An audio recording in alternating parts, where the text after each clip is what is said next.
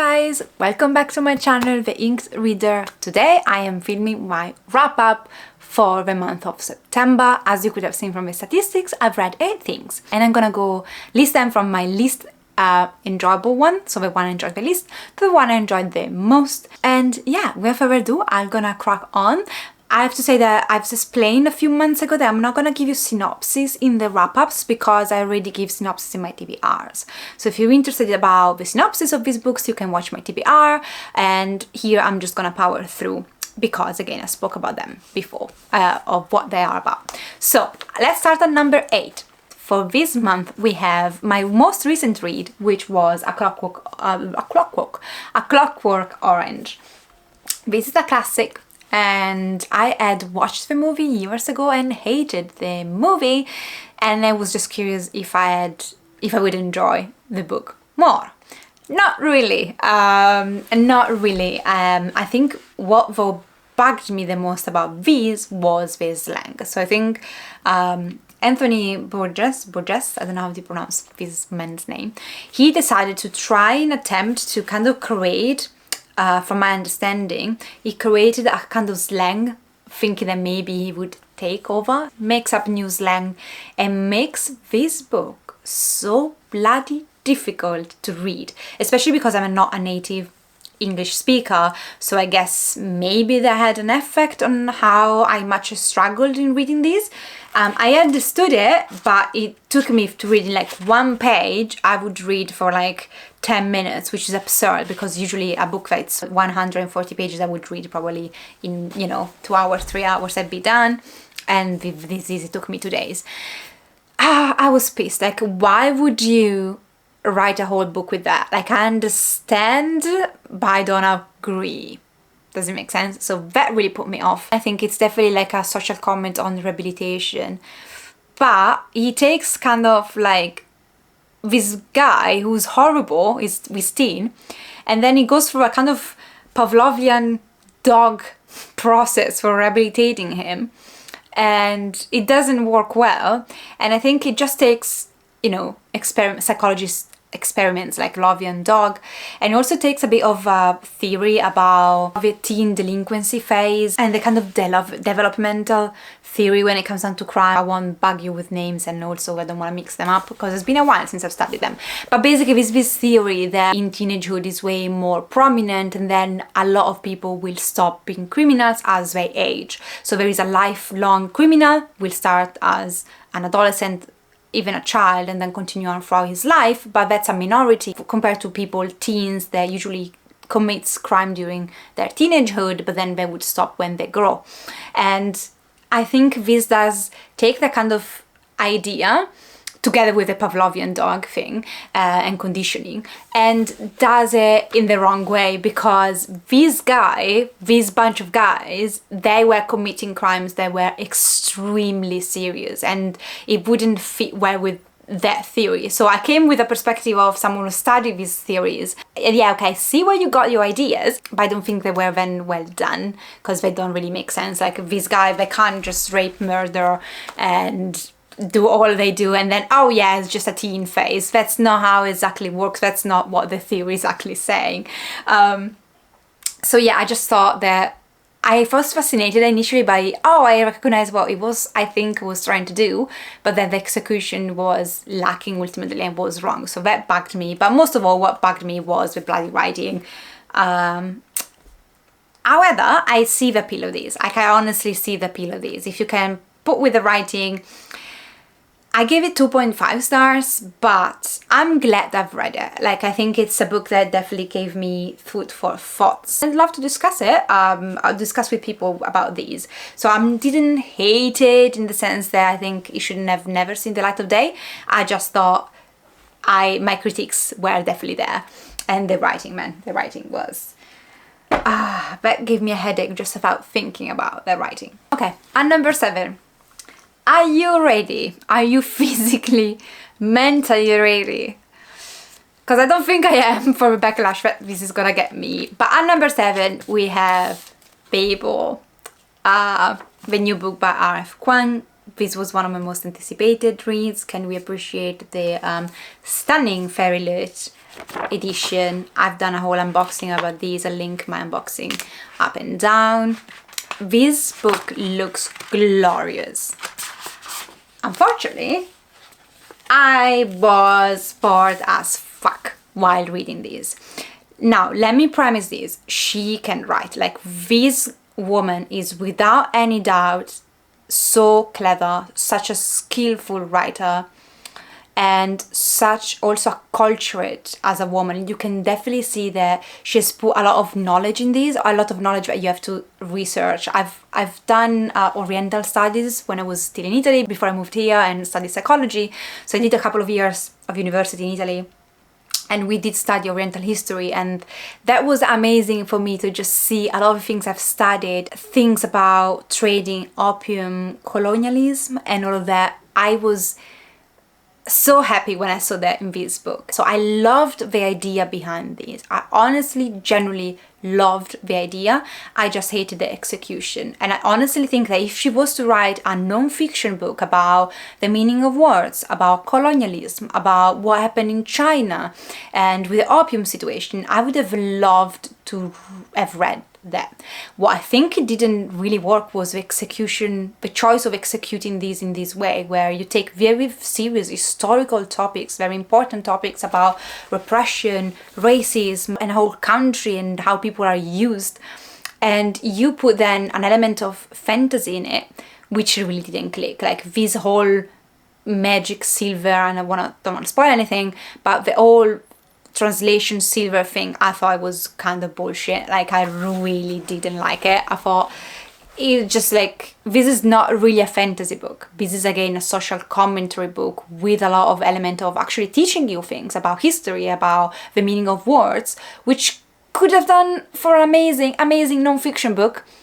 But she tried to mesh this up with the fantasy element with these characters that I honestly couldn't care less, because these characters are just there to make a statement. They are not well done, in my opinion. They are just a representation of how they are people, you know. All of these characters, apart from one girl, she's English, but the other one is a black girl, one is a half Chinese boy, and one is an Indian boy, and they are there to represent the injustices of their population, of their people.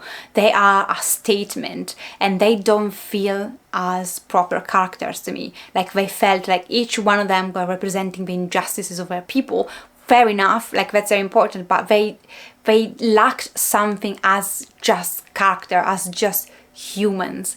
And I was bored, guys. This is a 400 page or something, and because of inserting like elements of magic and then what they do in the end, it's just like I really didn't like it. I honestly don't like the plot. I like the ideas, I hate the execution. I give this 2.5 stars. I'm very sorry, I will always read R.F. Kuang. I love her other series. I think this was a miss for me. But also, I also realized that probably Dark Academia book thus far, I couldn't pinpoint one that I liked. Like, I liked, like, I don't know, Vampire Academy, or like that kind of thing, if you can call it Dark Academia, but it's not technically Dark Academia, it's just fantasy.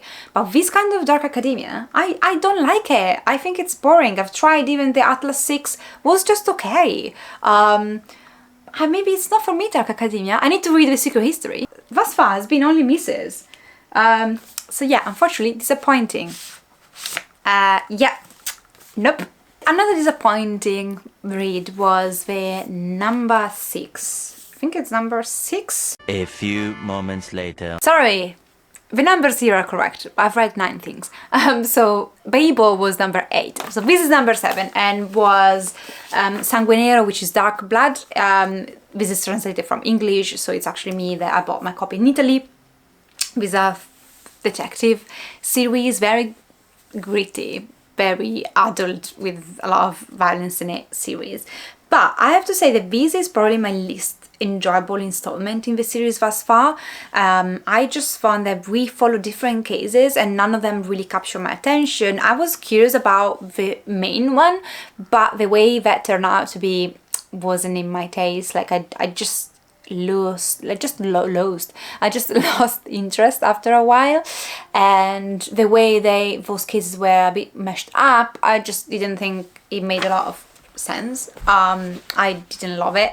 What I do love about this is the writing and also the relationships of these detectives and the way they just fight and they just talk with each other. I just generally had like a couple of honest laughs. I think he's clever. His writing style is so clever and sassy. So we'll continue on for sure for the series. Just this was a bit of a miss overall. And let's continue on with the disappointing reads. And number 6, should be number 6. Should stop saying numbers and just put them there when I'm a bit more lucid. I've got Razor Blade Tears. I really, really hoped I'd love this, and I really, really didn't. Unfortunately, I was expecting this epic story of redemption and of two people coming from very different backgrounds meeting and trying to get revenge, and I don't know, I was very disappointed. And instead I've got this kind of mashup of a book of Sons of Anarchy meets a book by Lansdale, but not nearly as good as both of those things separately. And Lansdale is a noir writer that I absolutely love. I think that what Lansdale does though is unique, amazing writing with amazing characters that are very well developed, and this was just lacking in this. I did like the character of Ike. I don't know how you pronounce it. Him I really enjoyed, but I think that overall this was a bit of a rip-off from things I've already seen and read. Even Sons of Anarchy, like I would honestly strongly suggest to writers overall to just leave Sons of Anarchy alone, because I don't think you can replicate what has been done there. And I've seen people try both in a romantic way, both in a more gritty way, and it just never compares. Like, it just honestly makes you lose points, in my opinion, to even try attempt to recreate what was the majestic thing that Sons of Anarchy is, which is a TV show that is one of my GOAT TV show, let's use that term, and greatest of all time. So when I noticed those things, it really bugged me wrong. I just found the writing was just very meh, okay, nothing special, and also I thought that this had the potential of actually exploring themes of racism, but also of, homophobic ideas and of redemption that were just hinted, just very superficially touched. And even the sentencing thing is kind of cringy. I found this a bit cringy on the topic, while it could have been done so well. Lansdale, and I'm sorry, it just keeps popping out the Hap and Leonard series by Lansdale. We've got a gay black man in there, and they live in Texas, and Leonard is just, it's one of my favorite characters ever, Leonard. The way he's done, like, he's amazing. I don't know, I love Leonard and also Hap, but here this is just like a shadow of what Hap and Leonard are, and it didn't really click for me. Maybe I would have appreciated more if I didn't come from the background of having loved Lansdale and that kind of noir literature in the past so much. Maybe I wouldn't hold this to such high standards, but it just fell flat. I also thought that the themes could have been explored way more in less cringy ways. Not a fan. I'm actually probably gonna sell my copy of these. I'm sorry, I gave this 3 stars because I think it's a very personal taste. I think it's just something that is okay, but it's just very superficial as a story, or instead of what could have been. Also, yeah, just leave Sons of Anarchy alone, man. And number 5, I've got Rites of Passage, which is a contemporary story about this girl going to military school. And I've actually listened to this on audio, and I really enjoyed the audiobook. Overall, I wasn't expecting much by this, but I ended up actually enjoying it. And I think the author went to military school, and I was fascinated by seeing a very different life from where I had. Going to military school and surviving that kind of environment was very fascinating. I really like the camaraderie of these people, and these girls, and the friendship they form with other cadets, and it was very nice. It's definitely more contemporary. It's The romance is just very in the background, and I didn't see the end coming. I was expecting for something different, especially because there is no sequel to this. So it's something that definitely hints at potentially having a sequel, but we don't have one, and I don't think we'll get one. So it was nice for what it was. If you like contemporary fiction and you're fascinated by military school, this is definitely something that you might want to put on your radar. The only thing that just bugged me is that she at one point compared Hitler to Voldemort, and I was like, nope, like, no, very, very different things.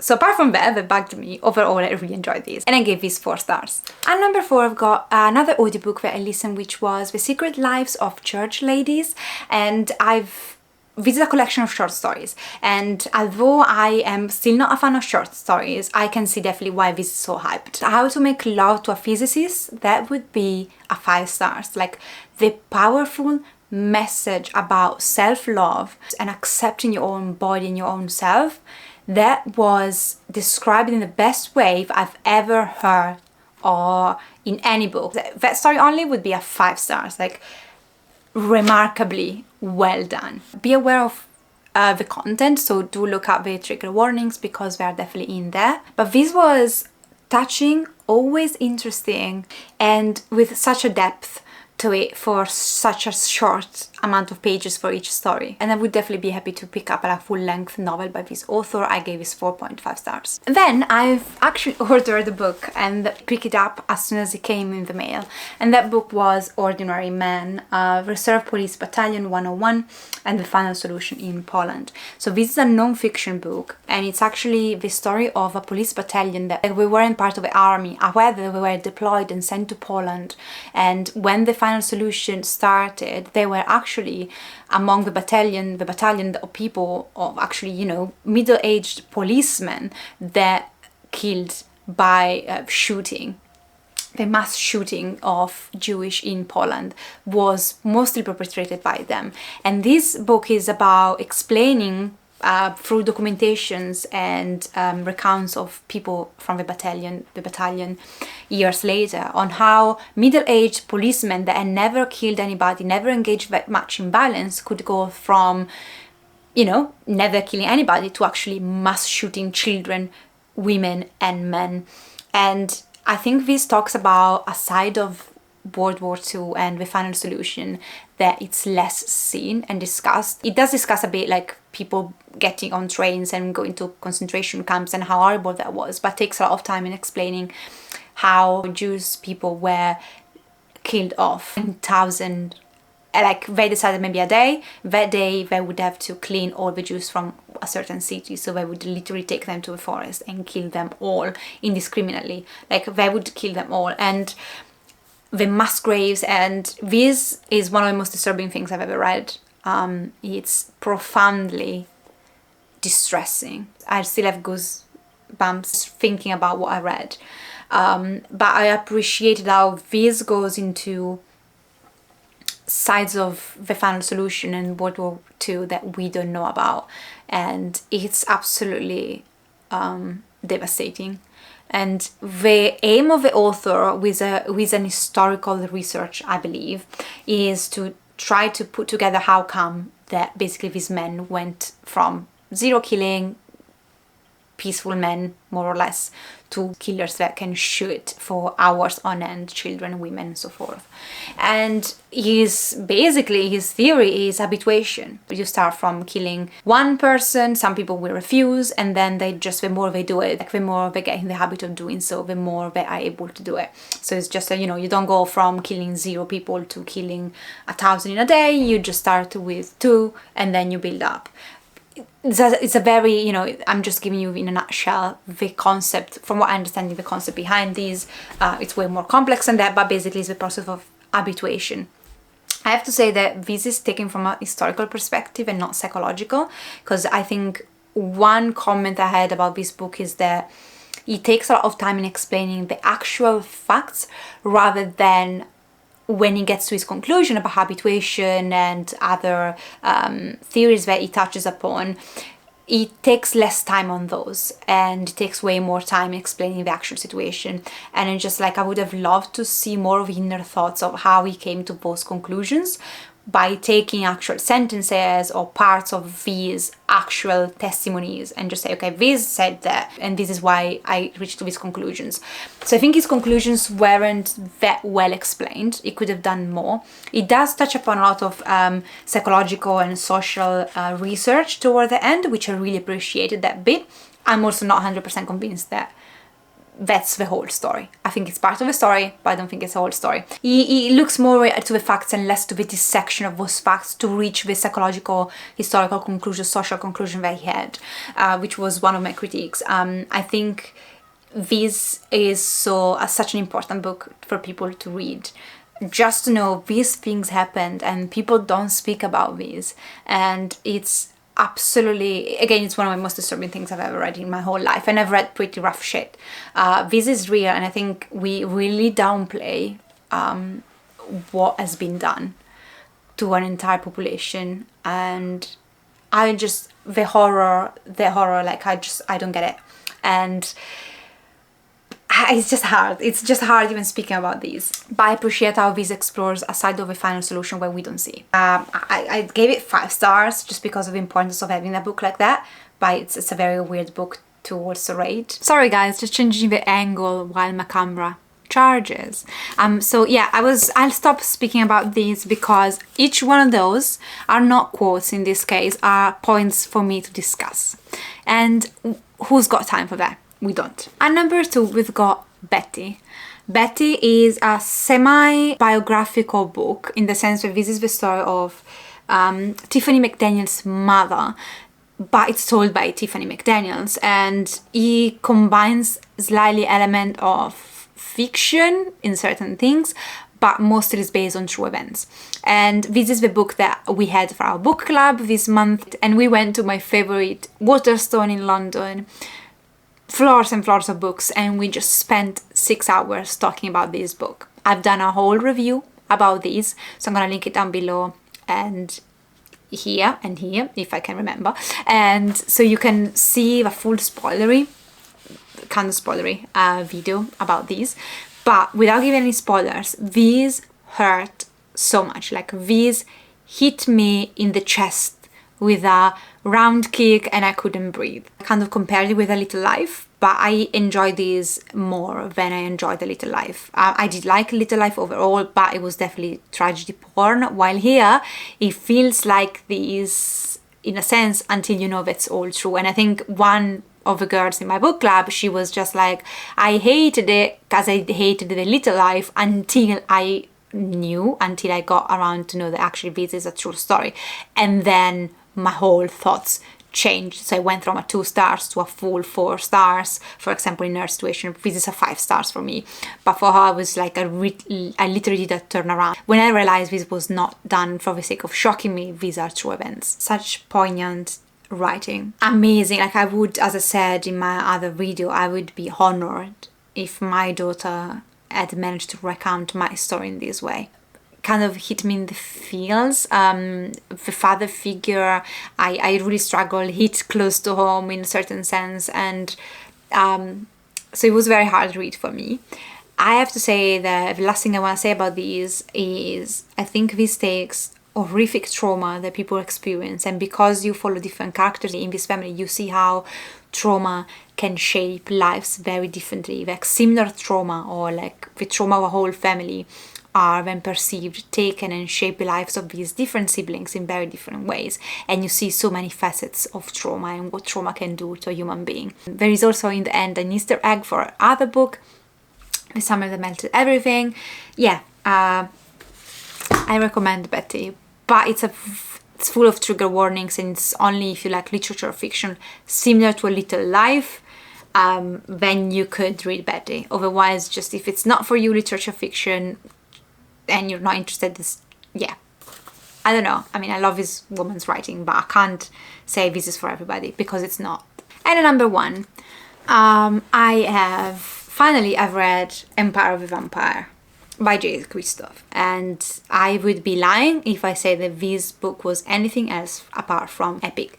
This was epic, in my opinion. It does help that vampires are my favorite creatures ever, but I mean, this was just my cup of tea. It's just like Mr. Christoph sat down with me and just said, Eva, what kind of book would you like? And I told him, and then he was like, I've got you, girl. And then went home and wrote this. This is how I felt. Like, this book called to me. I adored it. 5 stars, hands down, 5 stars. I honestly think this was bloody good, pun intended. I'll give you just a brief synopsis because I think I spoke about this months and months ago. It took me so long to actually pick it up.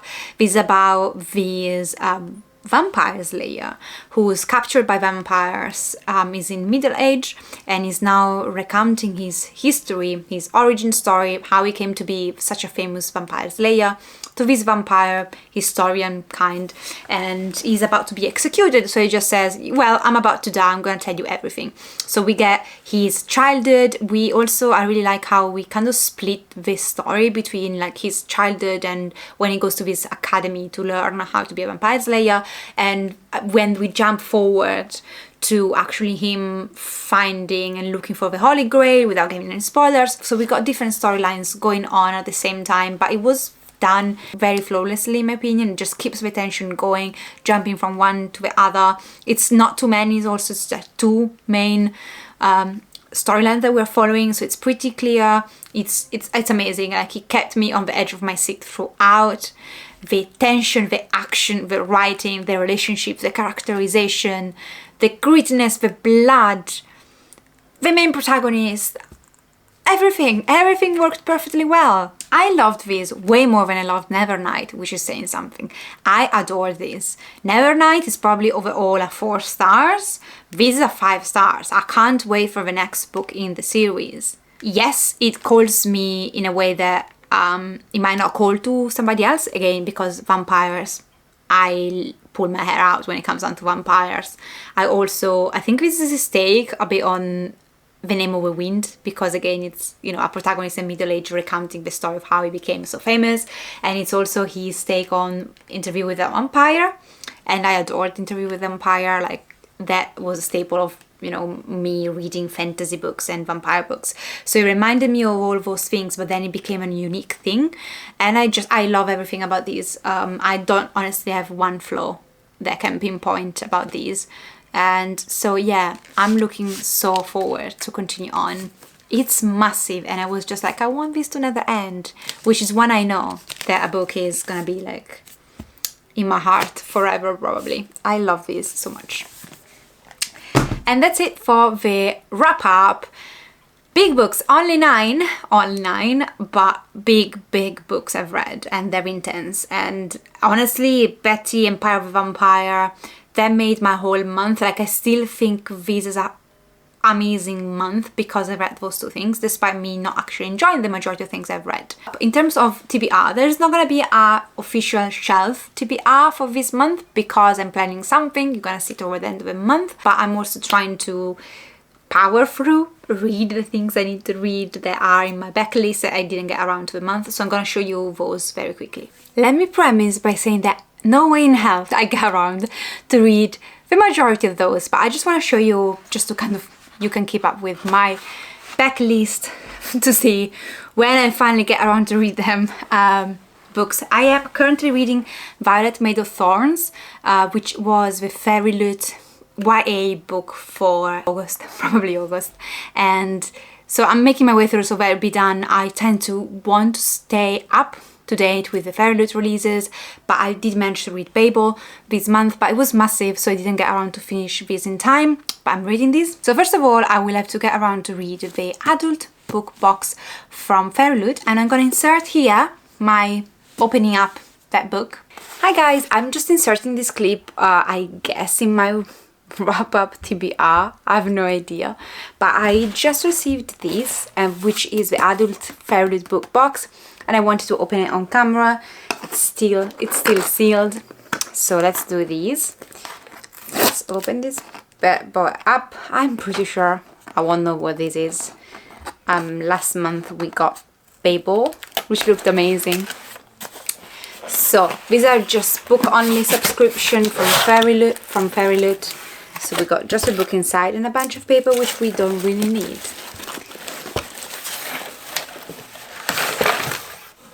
And then we've got The theme is small town secrets. I'm covering this up because I don't want to be spoiled. So let's see the book.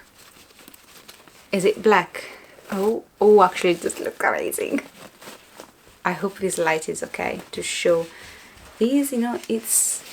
Can we just appreciate the pages? Can we just appreciate the pages? I'm gonna scream. Now there's no paper, nothing inside. So I'm just gonna... Let's do this. This is Spell for Forgetting by Adrienne Young. Never heard of this before. But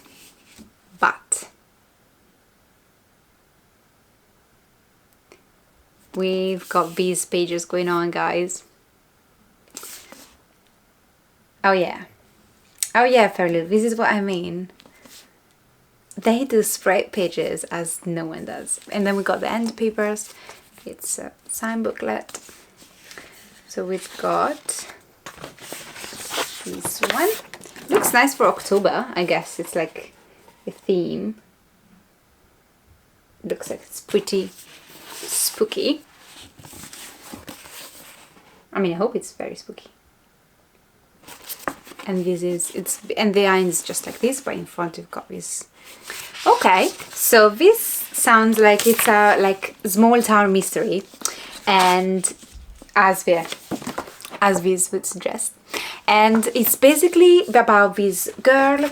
She was about to just move away from this small island that she's been living all her life with her longtime boyfriend, high school boyfriend, when he stands accused of actually killing her best friend. So he goes away, and of course all her plan go to shit. So she can't leave the town, and now she is doing what she didn't want to do, which was just spending her days in this small island trying to work and live quietly. And then he comes back after 14 years because he needs to bury his mother, and I guess that stirs up a lot of ancient grief and a lot of questions, and I guess we're gonna find out what actually happened to our main protagonist's best friend and with him and so forth. Looks amazing. It does sound like a very cozy mystery that it's perfect for October, so I'm looking forward to actually reading this.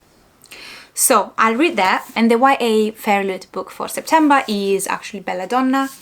I've done a whole unboxing about these, so you can just check that out. And this is about this young woman. She goes to live with distant family because all her family is actually dead. And when she goes there, she can see the ghosts of a mother of a family who passed away recently. So she will have to team up with death to find out what happened to this woman, how she's dead, and the mystery of the family and so forth. So yeah, sounds very spooky for Halloween. So I will try to catch up and be, you know, keep being on time with the FairyLoot books, and then if I can, I'll get around to some of these books. One actually that is perfect for Halloween season. I need to get around to this because it's actually from, you know, from someone from my book club. I need to return these. Is The Only Good Indians, and I think this is about this bunch of indigenous people that when they were teens, young, something happened during a trip in the forest, and now years later, what happened in that forest is back to hunt them. So I need to read these, and it's gonna be my first Stephen Graham Jones also, so I definitely need to get around to reading that. And then from my very old backlist that I never get around to was Death Watch, YA book about this boy becoming the Grim Reaper. The oldest ones I've got also are Beasts of Prey. It's about a mythological zoo. A creature gets loose and they need to retrieve it. I don't know why I never went past the first chapter, but I want to. This is from months and months and months ago. And also from months ago I never got around to is King of Ashes, an epic high fantasy. Never even opened this up. But that I didn't get around to read in the month of September, and it was supposed to, because we were on my TBR, would be Middlesex by Eugendes, The Restorer. This sounds like Halloweeny because it's about this girl that can speak with corpses, ghosts. She works in a cemetery and she has to solve a murder mystery. So I'll try to get around to these because it just sounds very Halloweeny. Another one that I'm regretfully didn't get around to is Birdman by Mo Haida. Loved her other book that I read, and this is the start of a detective series, and again it's very Halloweeny, spooky, so I'll probably prioritize these. And that's it. Oh yeah, and the last one, but actually I'd started the audiobook, but I want to read the physical copy, so I stopped, was Black Iris, about this girl. She had sent some nudes or something in high school, so some pictures of her were used then to bully her in high school. Then she changes school, but then this picture emerges again and she decides to go on this path of revenge. And I listened just to one chapter on audiobook and I was like, I need to read these physically because I need to tab it or whatever. This girl, she says from the beginning, I got borderline personality disorder, which I've worked with, and I found like something that I want to potentially specialize in eventually in my life as a professional, like to help those people. So it was like, yeah, okay, perfect, I need to read these. I need to read this because I'm curious to see how it's portrayed. Plus my secret TBR, so wish me luck guys. What are you gonna read in October during spooky season? Let me know in the comments down below, let's chat down below. And I wish you a good day, night, depending where you are, and I'll see you next time. Thank you for watching, ciao!